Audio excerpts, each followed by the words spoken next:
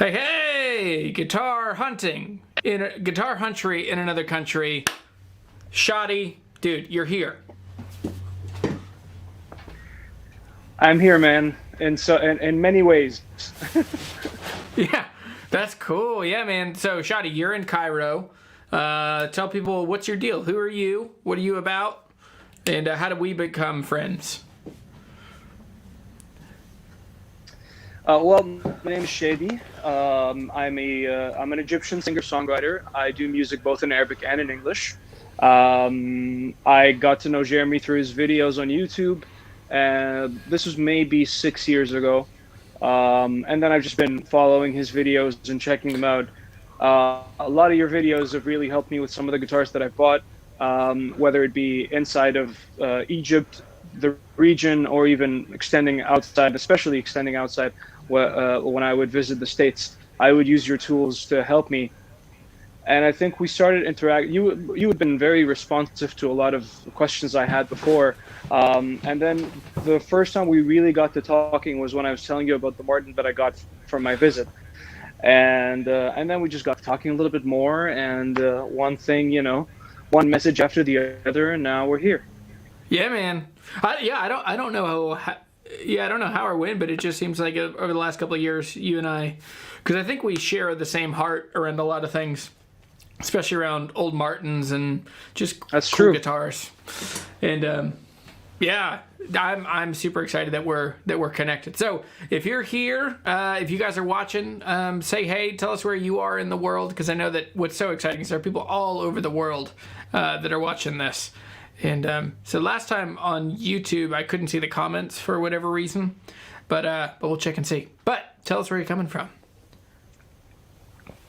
So, yeah, so let's, so that's who you are, and we connected a couple years ago. We have a shared love of old Martins and old guitars. The focus of our conversation today is just going to be what it's like to buy guitars around the world, particularly in Egypt, in Africa, and we can talk a little bit about the Middle East. I know you're in Africa, but you're not far from other places in the world that I've been and tried to buy guitars, and I'm curious a little bit to hear a little bit more about like Arabic culture and how that, buying and selling, negotiating and trading, that kind of thing. So, cool, man. Well, with all that said, I've got a couple questions. So, what was your first guitar? So my first guitar was a really, really cheap classical guitar. I used that for about a summer, maybe a couple of months, and then I graduated to a really, really affordable Suzuki acoustic guitar. I still have both Awesome. these guitars. They're in my family's house. And that one went through the ringer with me. I played so much of it. Like the entire finish on the neck came off, and I was seeing all these signs of wear and tear that you would probably find on some really old guitars. Except it wasn't a really old guitar. It just had been a couple of years, but I was playing it constantly. And so then it was kind of time to graduate to a much better guitar. And the first actual guitar that I consider my first good guitar is actually with me right here. And this is a Samick Greg Bennett. It's a nice little, I think it's made, yeah. I love this guitar so much, and it sort of has, it's got some similar things. They wanted to bang it out, so it's got some mother of pearl inlays all across the body and all across the sound hole. It's an East Indian rosewood back and sides. It's got a cedar top as opposed to the standard spruce top. And that's why there's a lot of cracking on it, because I played this thing so much. And with the cedar top, it's just a very thin layer of wood, and it's very rich in quality. It's really great for finger picking, but Seriously. I was strumming really, really hard with my right hand. Yeah, so it's got a couple of cracks.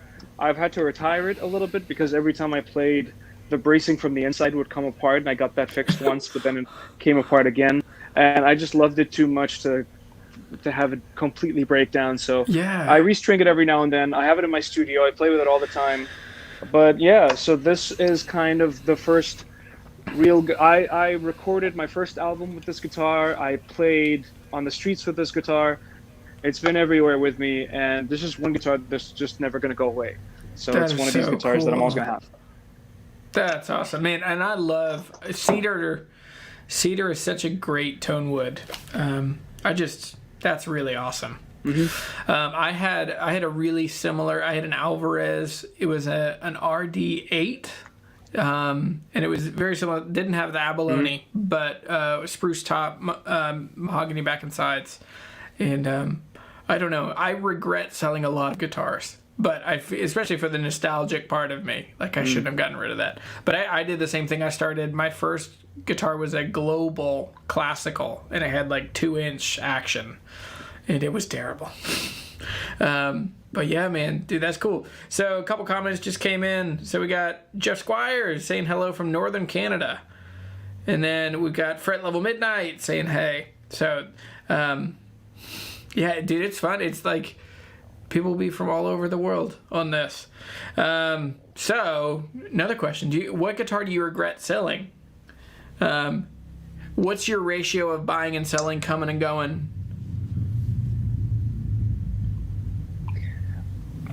I think guitar playing and guitar owning, because I don't like the word collecting, but guitar owning, you move from phase to phase as you grow up and as your music progresses and as you progress as a human being and as a player. So for a long time, I wanted to try out as many different guitars as I could, and of course, I didn't have the finances to do that as much as I wanted. And I went on a little journey of just buying different guitars, not really realizing which of them were really good and which of them were not as good because I wasn't that good of a player. And so the very first electric guitar, like proper electric guitar that I got, was an American Fender Strat from the 90s. And that was a great one. And I foolishly let it go in a trade with a local shop here. And I got a Mexican Strat with a maple neck. My guitar was a rosewood neck. And I got a Blues Junior amp with it. So I was really happy with the amp, really happy with the guitar. So in that moment, I didn't regret the trade. But I later regretted having let go of that guitar because I would love to have it again. But it's in the custody of a really, really dear friend of mine who eventually bought the guitar after it changing owners. So I know exactly where it is. I see it live all the time. So I'm happy that guitar is there. And then on the acoustic side, that's awesome. I had this Jumbo Guild. It was one of the newer ones that were made in China, but it was amazing. I love that guitar so much. I recorded with it, and immediately I was in a session recording with it, and then I came back to finish the session, and I brought a Taylor because the recording we did in the beginning with the Guild wasn't really the final one. So I came in with my Taylor, and they were like, no, you need to go back and bring that other guitar. And it was on loan from a friend, so I called him up. I'm like, I gotta have it. I mean, if it's that much of a difference when even the sound engineer who doesn't even know what I'm playing, he's in another room, he can tell the difference, then I should probably have that guitar with me. So I got that one, and then that was also let go in a trade, and I managed to get a jumbo Taylor, a 615 with the flame maple back and sides and stuff. I love that guitar, and but I would still, if I was to choose between the two of them. Oh, the weird thing about the Guild Jumbo is that it had rosewood back and sides, which is the only, I've had like 6 jumbo guitars. Yeah. That's the only one that had rosewood back and sides, and that gave it such a unique sound. And I miss that guitar a lot. And that one's gone. Like, I don't even know where it is right now. So it's not like I can get it back or anything. But I've learned to be happy with what I have and not regret letting things go. I try. I'm with you. So I buy and sell a ton, and I love your thing about like guitar ownership rather than collecting. I don't have that bug. I don't have the I'll talk to people and they'll say, I've never sold any guitar that I've ever bought. I'm like, oh boy. Like if I don't know. I just mix it up a lot. But I just recently, there's one guitar that I really wish I wouldn't have sold, and it was a 1971 Martin D1235. So it's a 12 fret, round shouldered slot headstock 12 string. and it was a 35. It was so cool. And I sold it to a guy on Reverb, and then I messaged him recently, like, hey, where's that guitar? And he's like, I don't know. It's like, I sold it to a guy. I don't remember his name. It was on Craigslist. It's just gone. And, yeah, I only have a couple. Man. I remember that guitar from one of your videos. It was a really, really great guitar. Yeah, and it's actually when I was first starting my channel, which I think that I just put that out, right? It's hard for me to keep track of what videos are out and what videos we're working on. Yeah, like maybe a month ago. Yeah, that sounds right. I talked about that one, and I talked about my shop and all that. But yeah, that's cool, man. Let's see. It looks like another couple comments came in. So how about this one for you? What guitar is your dream lifer? So I guess, yeah, what's the guitar you wish you could have? Life is in the one that stays with you forever. Like I think, yeah, that's how. Like a lifetime. Yeah, thing. like what's your dream guitar? I think maybe like an old Gibson Southern Jumbo. Me too. For sure. Yeah. Those are so cool, man. Yeah, for me, I get asked that a lot. Those. Yeah, I think you and I have a really similar style. Like we always seem to connect when like one or the other of us gets something cool, round-shouldered, trapezoid inlays. We're both like, that's cool. Or like my Martin D41 back here. Yeah, I'm with you. I think for me, a dream guitar for me is like a 64 Gibson ES330. So nickel cover, sunburst, full hollow. That's a guitar. A dear friend of mine has one close to here, and we worked at a guitar shop together.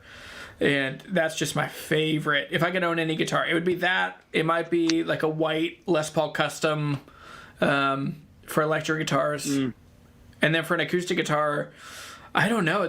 It's hard because I'm getting to where I've owned a bunch of kind of lifetime guitars, and I don't know.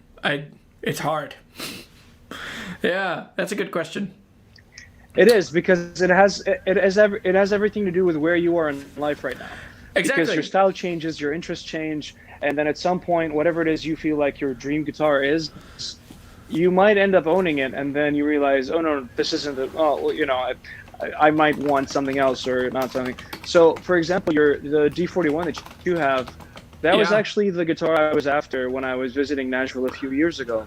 Yeah. And I was not fortunate enough to find it when I got there. There were two that I found on Grun's website, called them up and made sure that both guitars were in great condition. And when I eventually got there, like a couple of weeks later, both of them had vanished. You know, they had been sold already. Yeah. So I wasn't... but I did get a Martin out of that visit, which is the one we'll talk about. That's right. That's the one that we... started like the longest conversation we had about guitars was the very first one was about this one. So that's the one I got from that trip. Well, yeah, go ahead and show me that now. Oh, it's Are you so ready? This is my prized D28. So good. Yeah. So it's rosewood back and sides, as all D28s are. I had a really tough time choosing between a 28 and an 18 because I strum a lot. I know I've seen some of the videos you've been posting lately, and you're in the mode now where you're more prone to play mahogany back and sides. You said something about the strumming. You said something about the mid scoops and all that stuff, which I agree with, by the way. I absolutely love the sound of a mahogany guitar when strummed. Acoustic guitars. They sound great when you strum them. They sound great when you play finger picking, but it's just a sound preference kind of thing. Yeah. And I think it ultimately depends on the records you listen to growing up. So if you grew up listening to anybody that played a D28 and you put that guitar in your lap and you start playing and you hear that sound, that just takes you to that record, that sound. And I think D28s and D18s have a really distinct sound. They don't sound anything alike. And the reason I got this one was because I've got a really interesting Canadian Gibson. I had sent you this before. Yeah. It's the Gibson Songmaker. And that one has mahogany back and sides. And that guitar to me was just, I don't want another mahogany guitar after that. It's just I'm done. Awesome. I played it for so long that it just sounds like my guitar. And that's one Yeah. other thing, when you have a guitar for a really long time, it starts to sound like you, and it's really hard to. So anyway, the D28 I bought exclusively from tips from your channel, by the way. What? Especially how to use the face.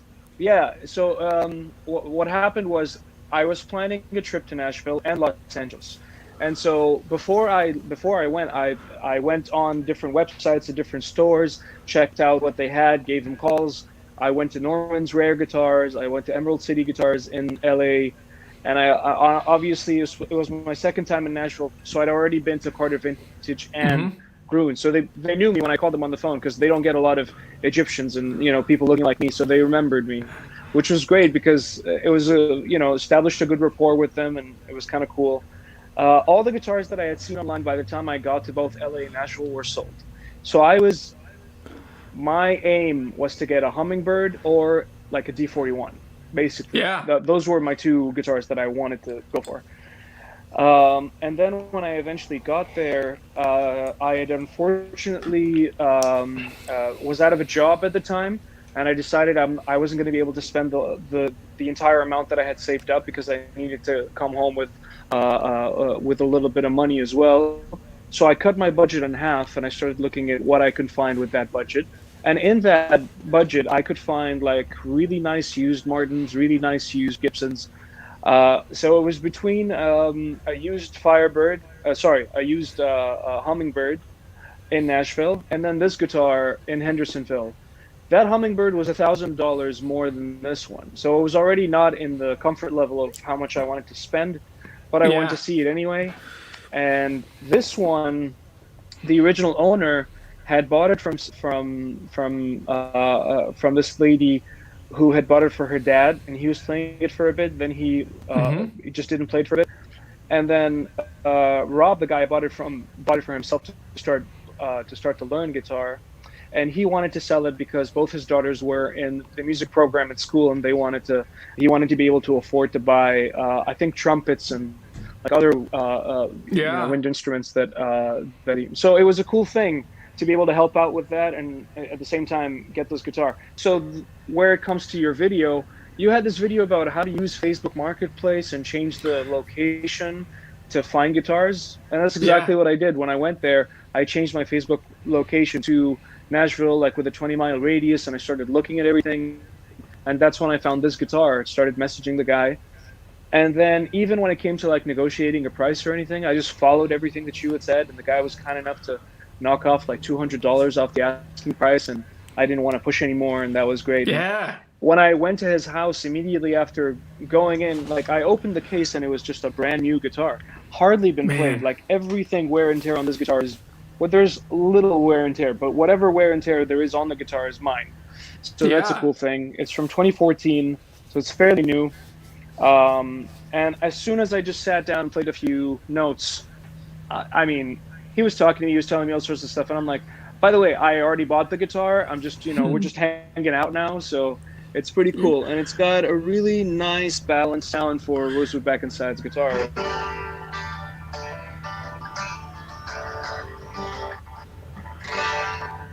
So it's got that thing. So man, that's so cool. I think the other thing that is so cool is like it's all figuring out like your location matters most to where guitars, like what guitars you will find for a deal. And I've talked about this on the channel before. Like for me, living in the Shenandoah Valley, you don't find deals on bluegrass guitars around here because it's just so popular. Everybody wants them. But I can find jazz guitars for nothing. And then I can sell those to my friends in New Orleans, and so you can kind of bounce around. But it's interesting. Like you came to Nashville, and Nashville is a prevalence of there's lots of D28s, lots of D18s. You can find lots of guitars, and you got a good deal. But it's also you built a relationship, and in that relationship, you got a deal, you got a guitar, you got to hang out with somebody, and you have this cool memory. So that's awesome. Cool. Well, hey, here's an interesting question. And you avoid to pay taxes, Yeah, logistically. Yeah, so you just brought it back with you. How did that work? Do you want to tell the internet about customs? Bringing it back was easy. It was just the when I was looking at buying guitars, because Nashville's got a tax of like 9.5 Yeah. percent, which is a little high considering the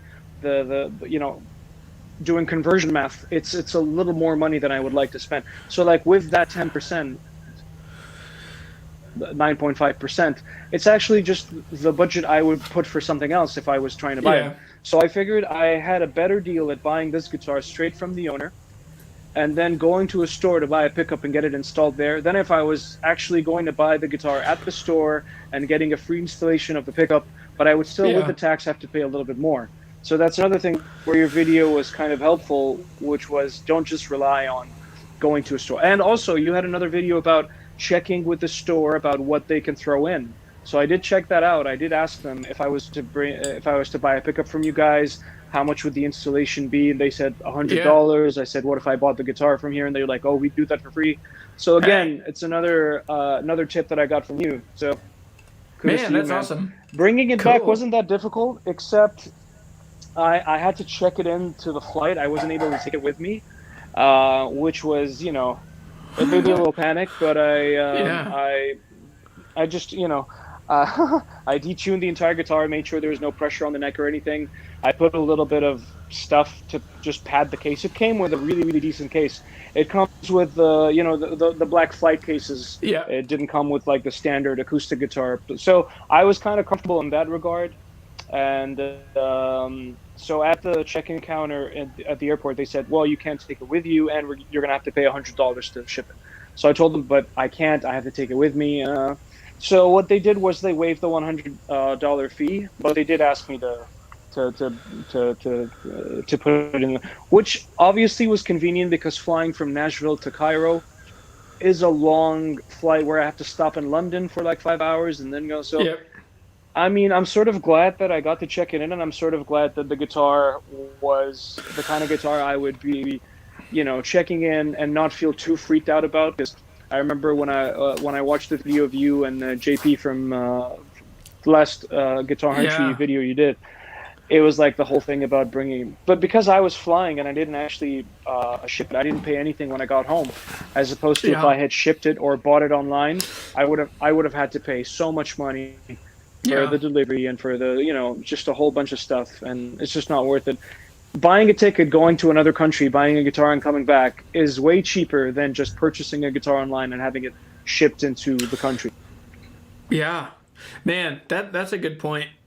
And I'm with you. I would have done it the same way. That's really cool. So can you talk a little bit, there was a question here about, can you talk about the humidity in Egypt? And is that maybe what was going on with your Samick and the braces coming loose? Absolutely not. It was just my right hand. So the humidity is not a factor we're concerned with at all. The weather is fairly stable the entire year. We just get like maybe 2 weeks in February where it's really, really cold and rainy. But as for the rest of the year, it's pretty dry, and it's perfect weather to own a guitar or a motorcycle. You can have a really, really good life if these are your two interests and you live in Egypt.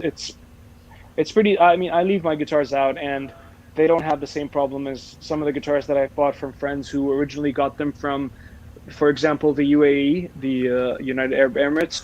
Friend of mine, the Jumbo Gibson that I've got, the SJ200. That was bought from a friend who had it in his house, had central cooling all year round, and because of the really hot weather and the air conditioning, the guitar was just, it sounded like I was dragging it out of water every time I tried to play it. So I really intensified my playing on it and just did a little bit of treatment to it. I put those, the humidity gel pieces that you get like in your clothes, or you get maybe in like a luggage case or something, that they just come with that. I would just place them in the guitar and put it in the case and take it out and keep strumming it for like 20 minutes a day. And then I used it exclusively for a whole year just to play it. Everything I did with that guitar. And at the end, it sounded the way it should. And now it's just, I can leave it for a year, come back to it, and it sounds amazing. And that's so good. Like, that's one of the things you do. Yeah, one of the things you do when you buy a guitar from a brand like Gibson. I mean, coming from Egypt, you don't see these at all. They're not available for you to buy. You can't go to a store and look for one. It's just, it's a really, weird thing to try to find a Gibson here. It's kind of tricky. So when you eventually, I didn't have my choice to choose between this one and another. It was just kind of the only one that was there. And so I decided to buy it, and I decided to put my trust in the Gibson name, trust that if I played it well enough for a little bit, that it would come out sounding great at the other end, and it did. And that was one of the better experiences of taking it a guitar that had some problems, working on it, and then it turning into just the beautiful guitar that it is now. Oh man, that's so good. Cool. So when you compare, because you have experience buying in the U.S. and buying in Egypt, can you compare and contrast, or what is it like to buy and sell guitars in Egypt compared to the U.S.? It would seem like so there's the one just thing I would many say is less that there's players. not a huge supply of guitars. Sorry? Sorry, I was saying basically what you're saying. Like there's probably many less players and buyers and sellers.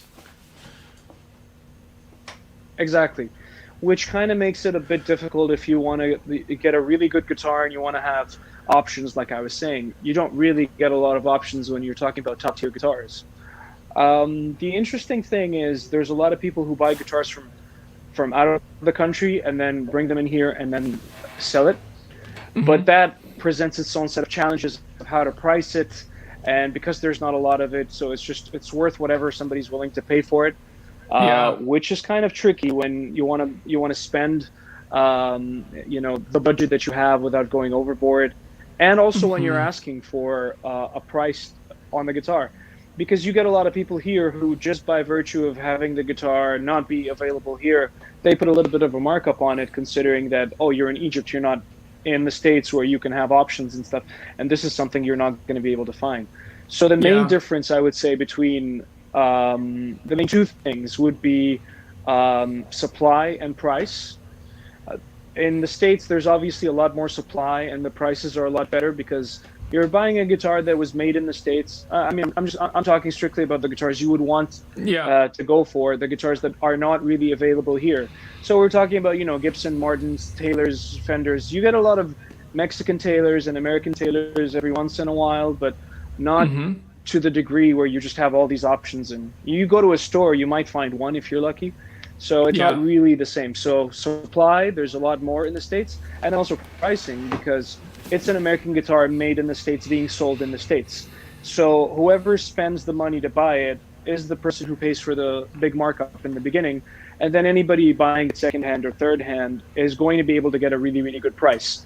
That's not so much the case in Cairo, where you could have a guitar that is used, that's like third owner guitar, and they're asking for whatever a new one costs in the States. And you don't have that many options. So you kind of have to pay a little bit more just to get it here. But then you would still, not everybody's able to travel out of the country to buy a guitar and come back. So I think a lot of people would be spending more money to buy guitars here when they become available. Yeah, man, I hadn't thought about the fact that because there's this big chunk of duties and taxes and all this stuff, that would snowball into the secondhand market still being expensive, because you have that snowballed into supply and demand. Not as many guitars are getting brought in. Man, that is tricky and complicated. I know for me, a few years ago, I spent some time in Lebanon, and I was poking around in Beirut looking for guitars, and it was kind of amazing.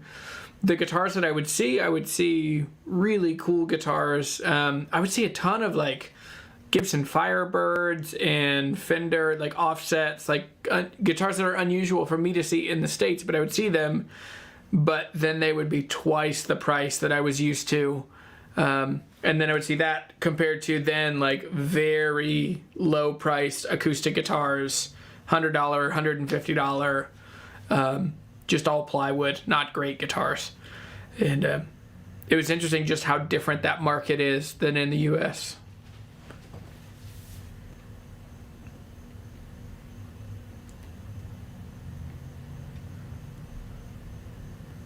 So let's see. I got some other questions in here. Oh, go ahead.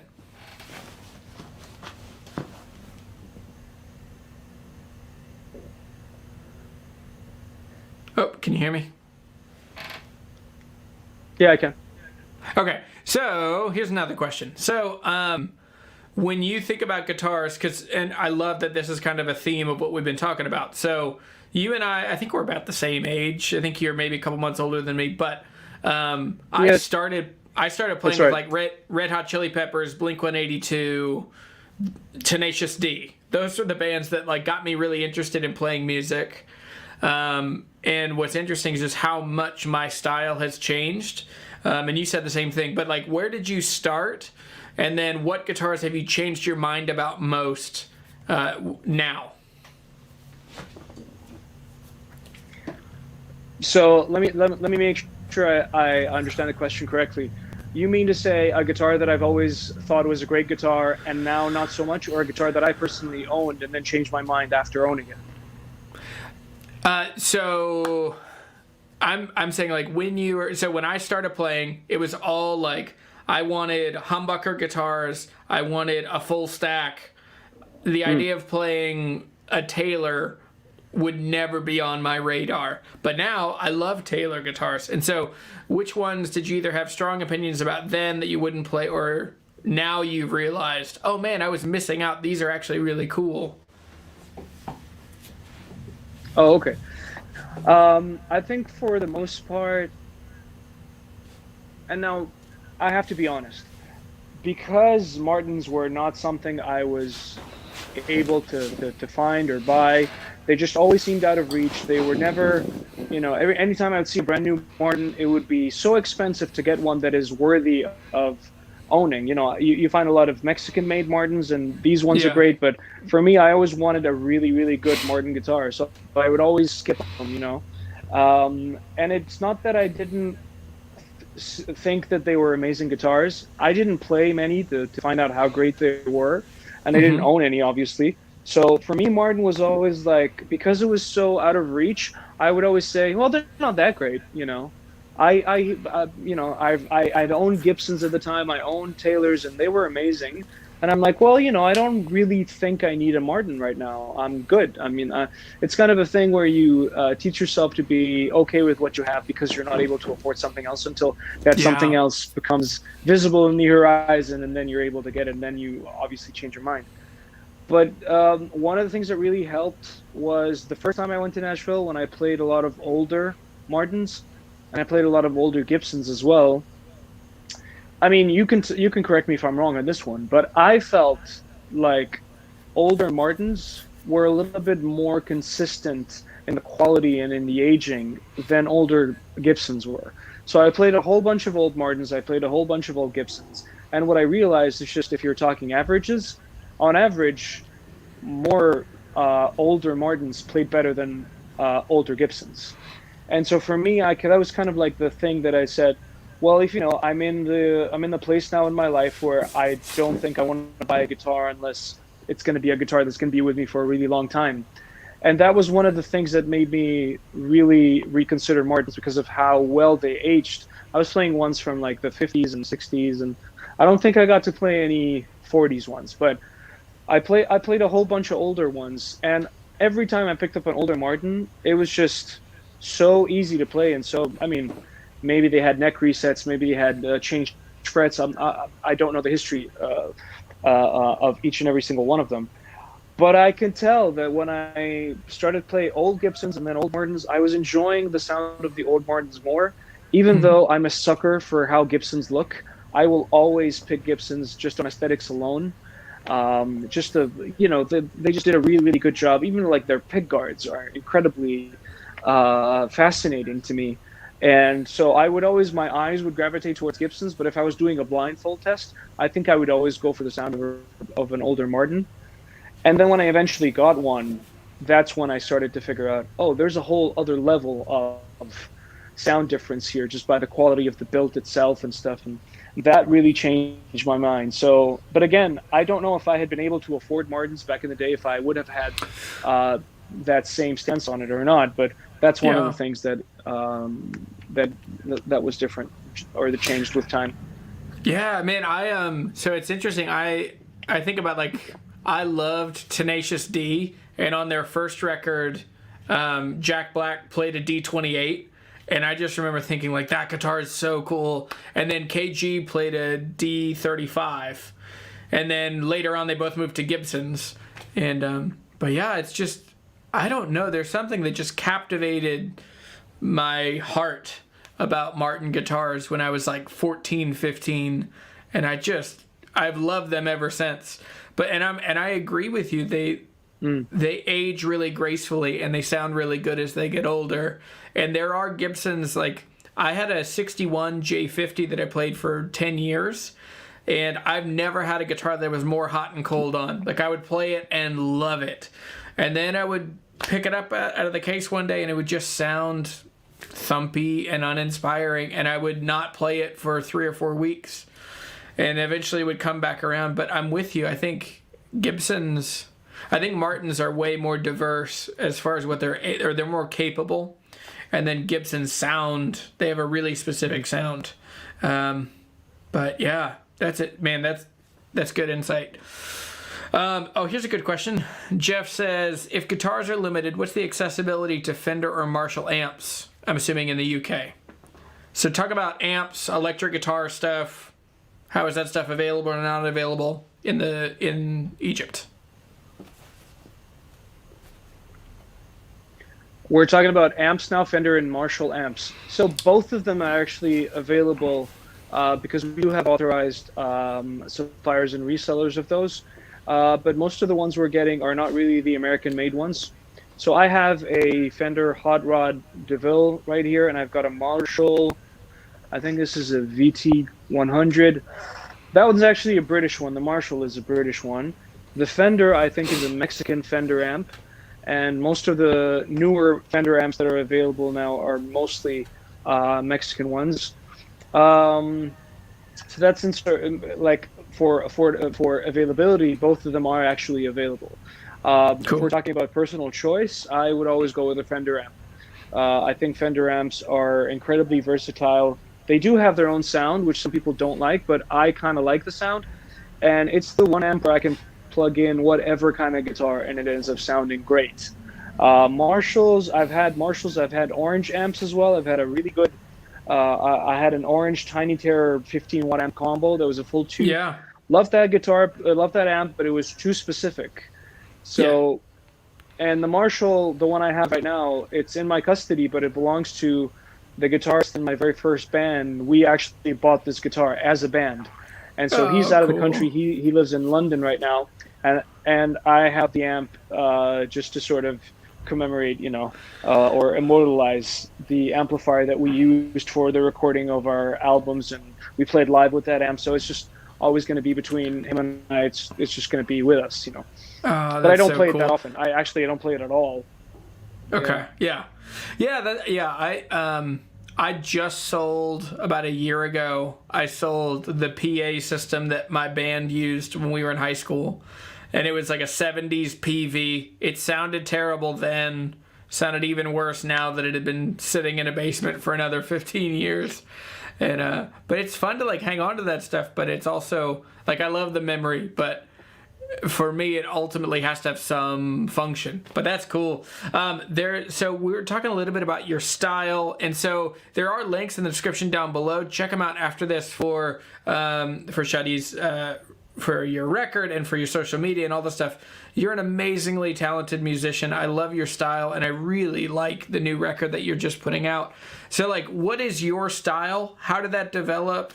What's your inspiration? Man, I think if you're on Spotify and you're trying to find my music, it would most likely be an Americana kind of thing, which I think is sort of interesting because I'm not sure if this is, growing up both in Dubai and in Cairo, the majority of the music I was listening to was music that was coming from either the States or from the United Kingdom. And the genres would just cross over and they'd be, so I had the phase where I was listening to a lot of, grunge rock when it was big in the 90s. I had a phase where I was listening to boy bands when they were hip in the early 2000s. And so it's sort of like a melting pot of different genres that I was privy to at a younger age. But then when I actually picked up a guitar, it was because of Dave Matthews. It was because of John Mayer. It was because of Jack Johnson, Jason Mraz, and all the singer-songwriter people in the Yeah. early 2000s, like 2002 maybe. So that's kind of where the major inspiration comes from. And then on that extension, I started going back and discovering bands like Crosby, Stills, Nash and Young, Joni Mitchell, Bob Dylan, and all these other people that I didn't grow up with. I selectively chose to listen to their music and became such a huge fan of that sound, like the Laurel Canyon 60s, 70s acoustic Americana kind of thing.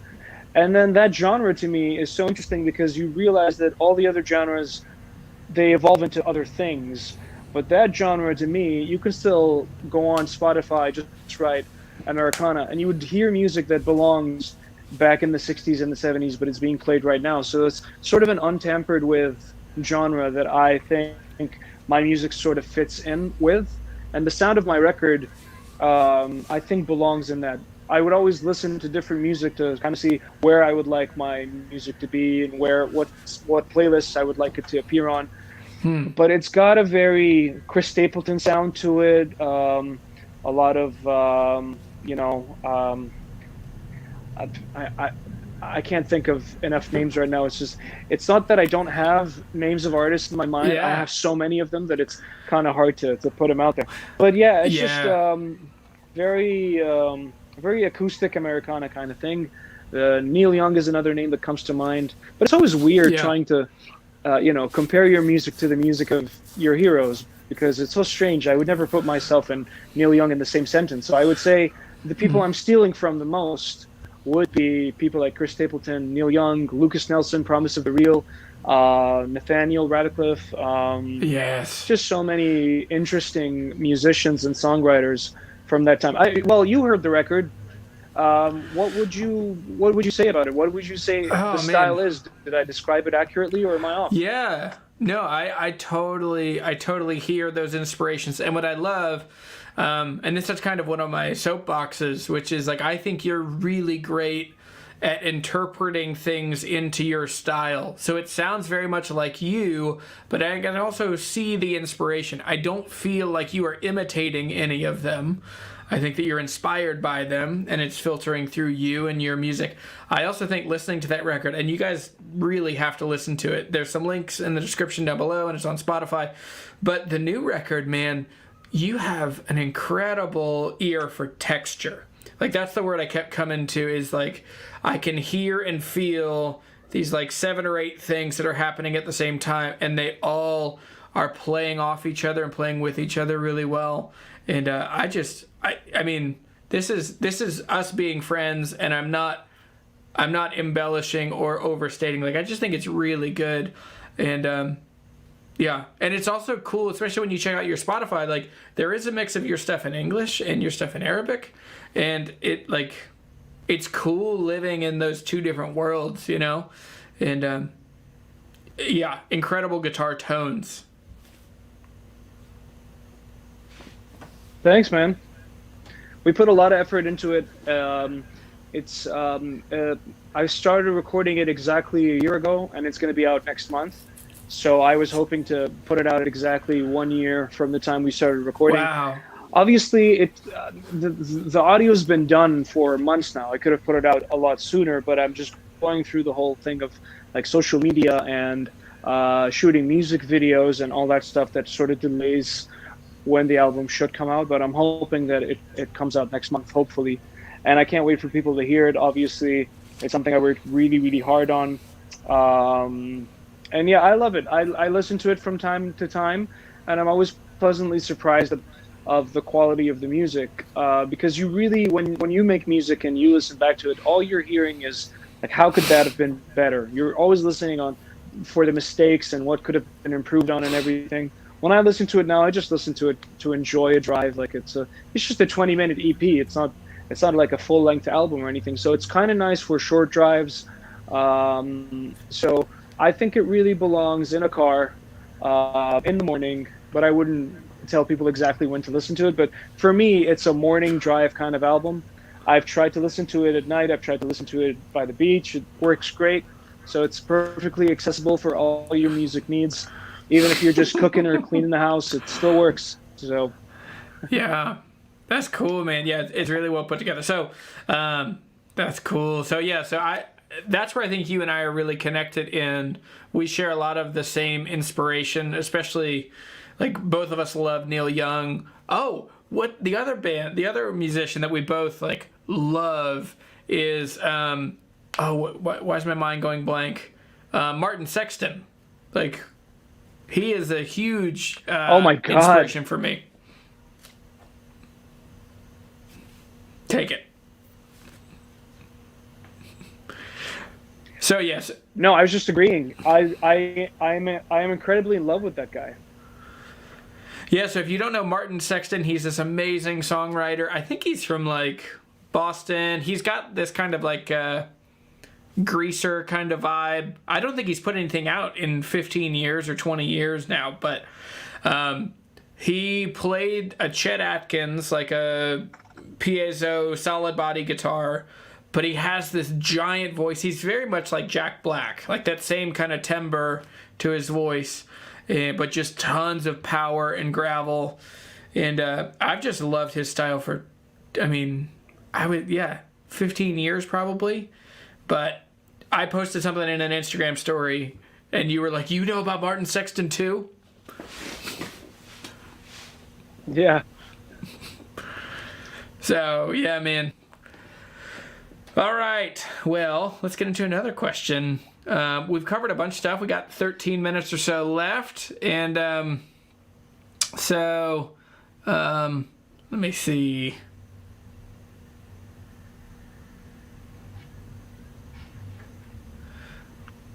I actually have a question for you. Sure. And I think this could be a cool segue to show off one of the guitars I have, but I want to get your answer first. What is the oldest guitar that you currently have? In terms of date of production, not date of ownership. Yeah, I think it's the 1970. It's a Martin D41. But I also have a couple. I'll show you this thing real quick. I just got this one yesterday. This. So this is a 1949 Gibson GA20. And just a really cool amp. It's a little grumpy right now. I was working on it today. But yeah, that's... I've also got a Montgomery Ward, a Valco amp back there. I have a bunch of old amps from the 40s. But I think that's about the oldest guitar that I have right now. It's 1970. Nice. Did you mention which guitar was the oldest? My 1970 Martin D41. All right, yeah, because the audio was cutting off a little bit. So the oldest one that I have that gives me sort of like some cool points, I would say the cool factor. I don't know if you've ever seen these or heard of these. This is a 1969 Echo 12-string. Cool. I think they're called a Ranger. Yeah, so it's a Ranger 12. I currently have it. I'm only using 9 strings on it. So it's got a little bit of a cool blend of the 6-string and the 12-string.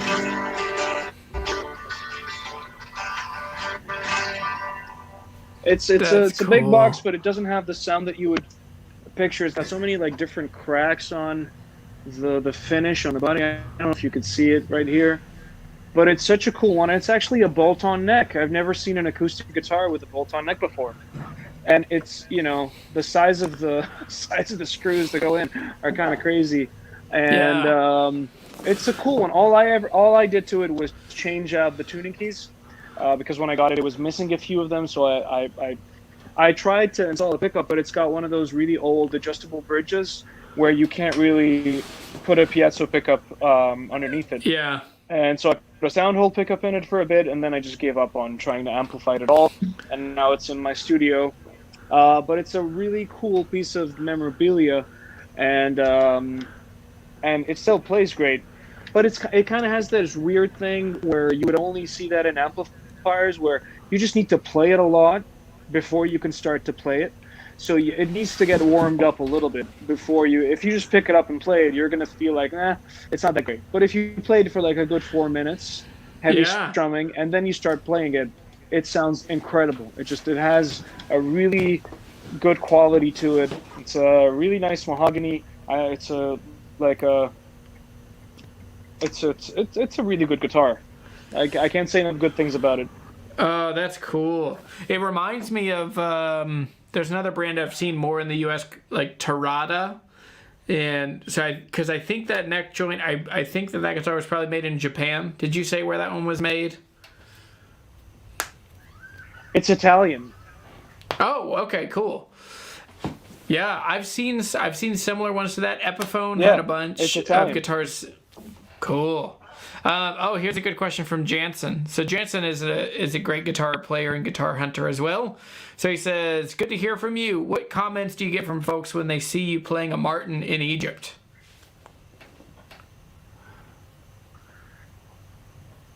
So it's kind of two things.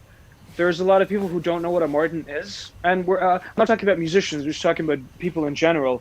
They wouldn't really be, they don't have the working knowledge of what guitars, what guitar brands are popular or not popular, and all that stuff. And in terms of musicians, the ones who really know brands and stuff, they're always very excited to play this guitar. There's a couple of Martins in Cairo, so it's not like they've never seen Martins before. But I think it's always interesting when people have access to really good guitars. Because, like I said, for a long time, I didn't think much of Martin because it just wasn't available. And then when I actually played a couple of them, that's when I started to understand how great they are. I think it's one thing to have an idea of a guitar just by looking at it and listening to it on records, and then when you actually hold it and play it, that's when you kind of know. So I think when people see it, they're really, really impressed by the quality of the sound and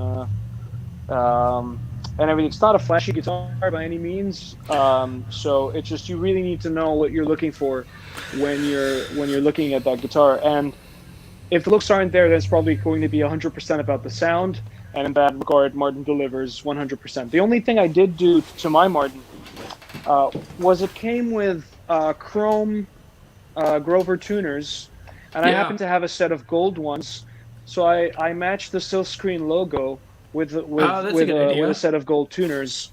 To kind of make it look a little bit better than it did, because just the contrast of the silver and the gold wasn't really. It bothered me a little bit.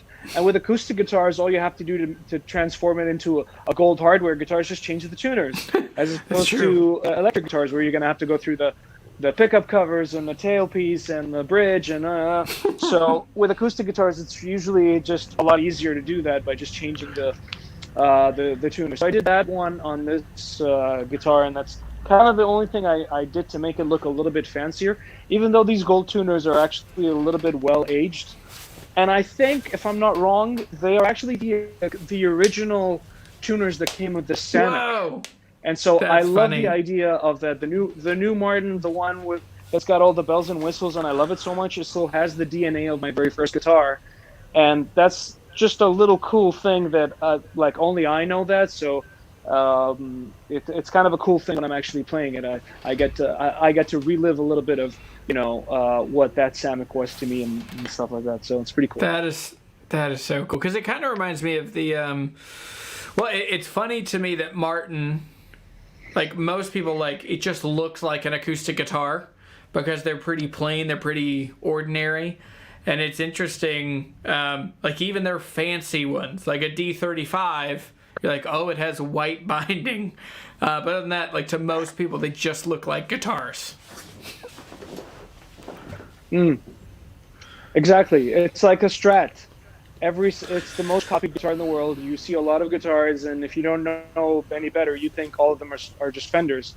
But it is because they're the first ones to put that dreadnought shape, and they're the first ones to make it look that way. So they can always claim that, but I mean, it just looks like a guitar, just like you said. As opposed to when I'm playing and I've got like my Hummingbird, there's a much different response to that one just because of the looks alone, or from playing like the SJ200 as well. it's such a striking guitar to look at. So there's always like, it's more, the Gibsons are more of a conversation piece. When you look at it, it's like, wow, it looks really, really fancy. And they sound great as well, not to take anything away from the sound. Yeah. But with Martin, it's really just about the sound because there's nothing else to talk about. Except if you know about Martins, then you'll ask, oh, it's a rosewood mahogany, which is the same conversation you'd have about any other guitar. So in that regard, I'm really happy that it's in my ownership. Yeah, and that's so. I think like for your 28, this is my Hudson Dalton, a TDM, and so I mean it's just a very, like, to most people this is just a very normal looking guitar, mahogany back and sides. This is basically kind of a hot rodded D18, but it's just I don't know. I feel the way you describe your 28 is the way I feel about this TDM. Like, it just, I don't have to think about it. It just is great. And I think that's the real trick, is getting a guitar you don't have to think about playing. You get to just be there and be present. And yeah. So I have one more question for you. So lots of people are trying to find the right guitar for them. What do you, and this is an impossible question, so I'll ask you, because I've been trying to come up with an answer for about a year and I don't know. But what guitar do you think everybody should at least try to own? What guitar maybe is a rite of passage or a gateway into playing guitar? So we'll divide the answer into acoustic and electric, because obviously there's a different answer for each of them. I think with acoustic guitars, and this is going to be a bit broad, so it might not mean a lot to anybody listening from out of Egypt, but owning an American-made acoustic guitar is transformational. It's not the same as owning any other acoustic guitar. When you have an American-made one, there is a really big difference in the sound, and it might just be an emotional thing, but it happens to be true.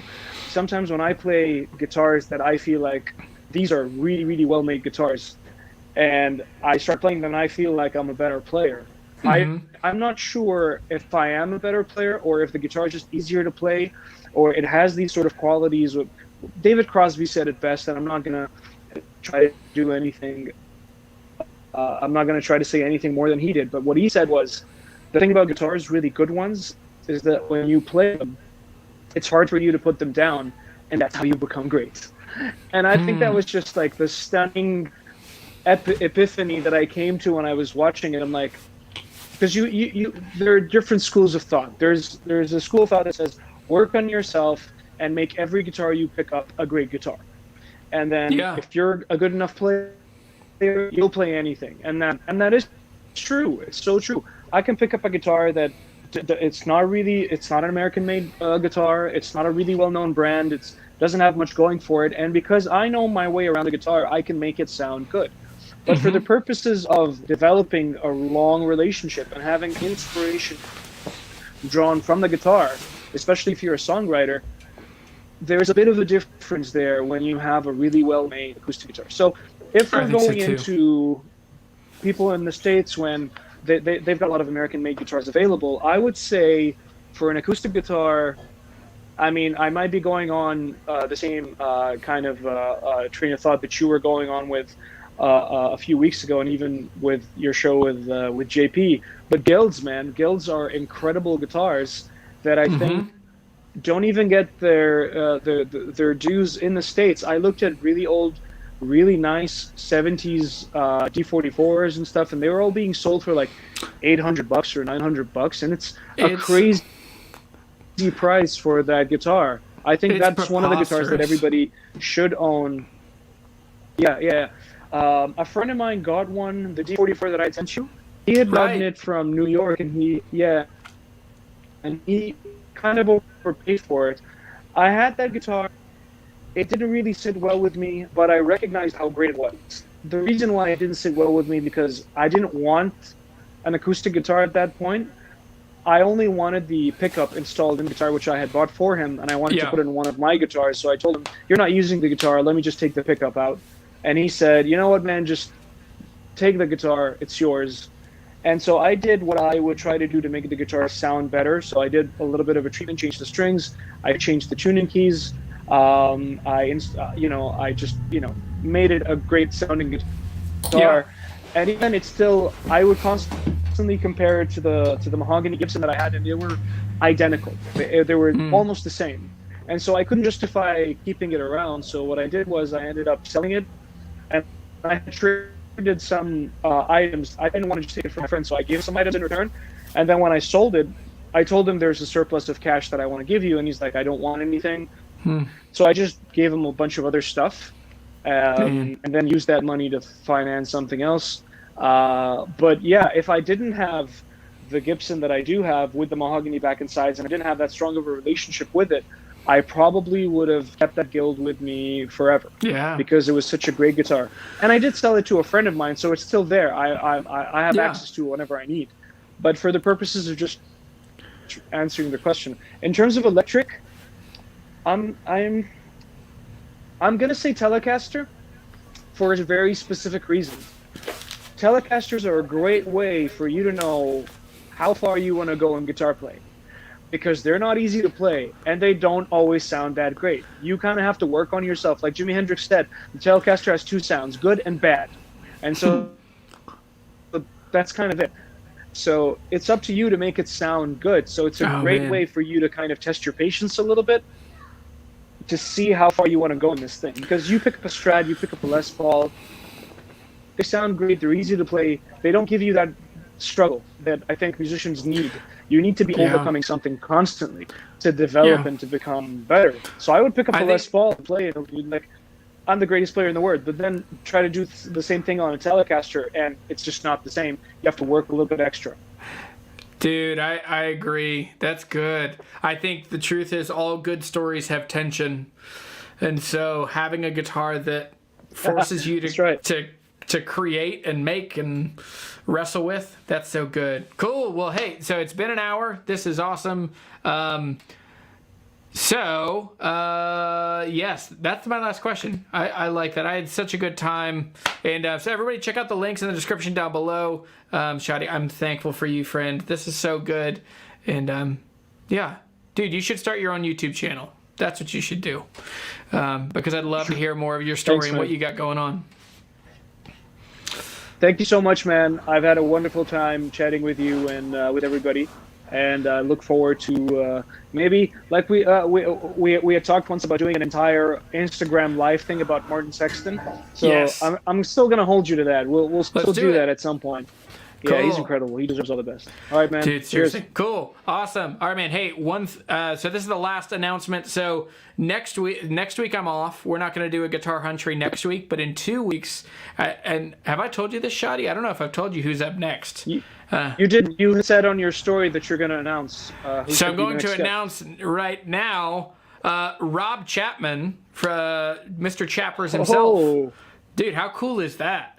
That is super cool. Dude, it's amazing. I'm shocked. I'm gonna be a bit starstruck. I have to prepare my heart and mind for this, but it's gonna be really cool hanging out with him because he now lives in Malta, which, that's Mediterranean. He's Central European. It's not too far from where I am. Yeah. Okay.